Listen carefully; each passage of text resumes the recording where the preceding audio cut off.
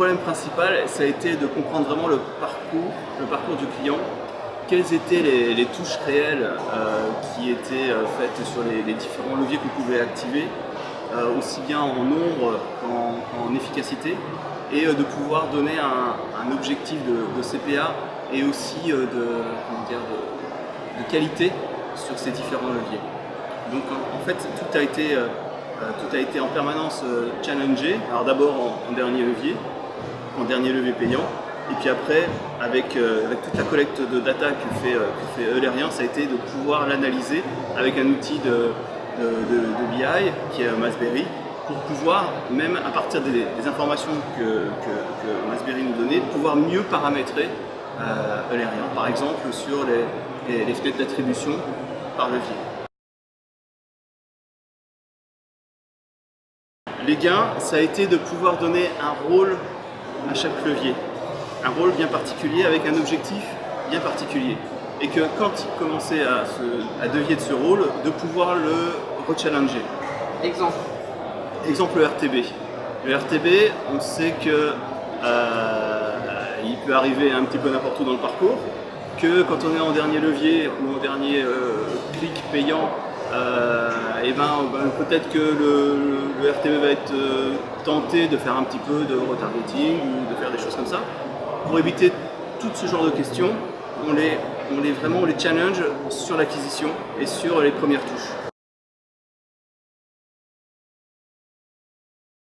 Alors aujourd'hui, oui, on s'est posé pas mal de questions sur des leviers type le Searcher Mark, où les CPC ont complètement explosé depuis un an et demi.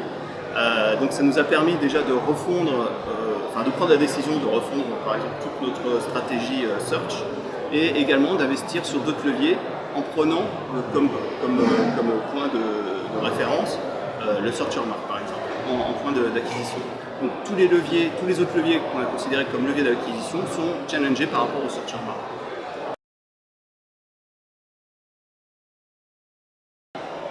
Alors par exemple, les comparateurs, on a donné une place plus importante aux comparateurs, non pas. Alors au départ, on ne savait pas quelle était la fréquence, le pourcentage de présence des comparateurs, où ils se trouvaient dans le parcours. On pouvait penser intuitivement qu'ils se trouvent en tant qu'initiateurs. C'est pas toujours le cas, et en fait on a eu cette surprise, et en fait on s'en sert davantage comme réassurance, comme présence marque, voilà. Donc ça nous permet d'intensifier notre présence par exemple sur les comparateurs, et de lui donner un CAC plus ajusté. Le RTB, donc le display, on ne l'utilise qu'en acquisition, sauf bien sûr le retargeting.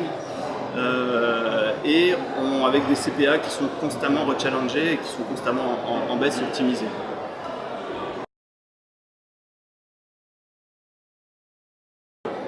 L'objectif de la première année, ça a été d'avoir à budget ISO, d'atteindre la croissance, qui était une croissance à 2 chiffres, qui a été parfaitement atteinte. Donc ça a été dans un premier temps d'optimiser les budgets qu'on avait, et puis de pouvoir défendre l'allocation de nouveaux budgets en acquisition. À la louche, vous faites combien de budget d'acquisition aujourd'hui ? Ça c'est une donnée que je ne donne pas. Quel est le levier qui aujourd'hui consomme le plus en termes de budget ? Alors le search reste le levier qui consomme le plus de budget.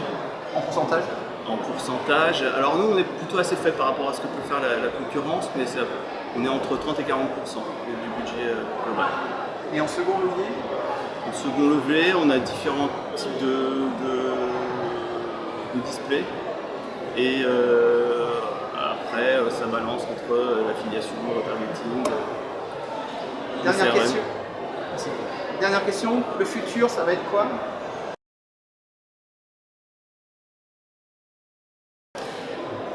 Le futur, maintenant qu'on s'est vraiment concentré sur la partie centrique, on a des outils qui nous permettent d'être vraiment efficaces et de pouvoir prendre des décisions rapidement.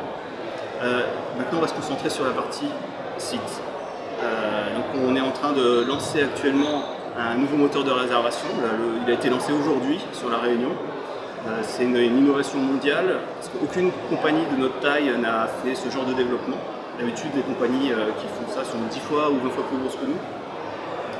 Et après, c'est d'apporter en permanence des nouveaux services sur le site, d'apporter de la personnalisation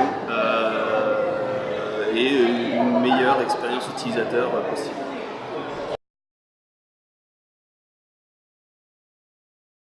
Alors, il y a des liens entre le CRM et les leviers d'acquisition, il y a même des liens avec toute la partie ad-centrique en général, hors site, donc une personnalisation, c'est à venir, c'est des projets. Là aujourd'hui on va vraiment se concentrer sur la partie expérience utilisateur digitale et dans un deuxième temps on va croiser les data, first party data avec on va pouvoir donner à disposition, créer des segments pour pouvoir apporter une offre plus personnalisée, plus pertinente à nos prospects et à nos clients. Alors, la première année, on a été à budget ISO, on a vu que ça marchait bien, et après, on peut avoir un petit peu plus de budget. On a diminué le CPA par exemple alors je sais pas en valeur, mais sur de 20-25% sur la première année, et là, du coup, on peut avoir des budgets supplémentaires.